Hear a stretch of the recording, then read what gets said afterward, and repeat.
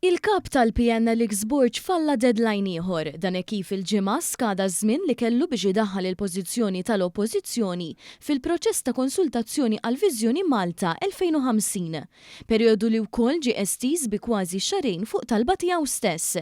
Dan l-eżerċizzju estensiv li hu l-akbar wieħed li qatt sar f'pajjiżna involva mal-400 organizzazzjoni li taw il-femiet tagħhom u anke twettaq stħarriġ komprensiv mal-pubbliku.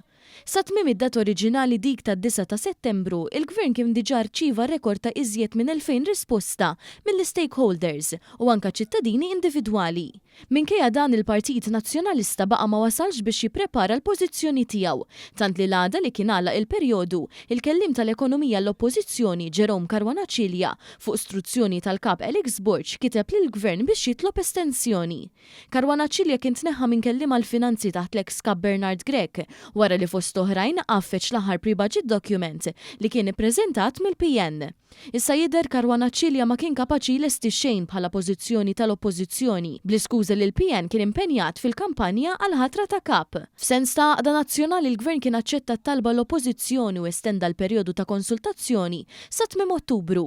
Iżda minflok ippreżenta l-pożizzjoni tiegħu għal Viżjoni Malta 2050, Alex Borg intifajtella l-videos fuq il-paġna tiegħu ta' Facebook. Fil-50 jum żejda tal-estensjoni li jingħata l-Partit Nazzjonalista xorta ma rnexxielu jippreżenta xejn. Dan minbarra li lanqas ħejja pre-budget document din id-darba bl-iskuża li m'hemm l-ebda obbligu leġislattiv li l-Oppożizzjoni toħroġ tali dokument.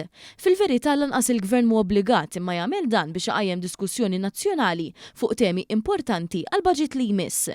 Bit-tmiem tal-proċess ta' konsultazzjoni u l-estensjoni mitluba jidher li l-Viżjoni Malta 2050 għal daqstant se tibda tiġi implementata bla ebda feedback mill-PN, xi ħaġa li ma taspira l-ebda fiduċja fis-suppost gvern alternattiv li tant jiftaħar bih Alex Borg fuq Facebook.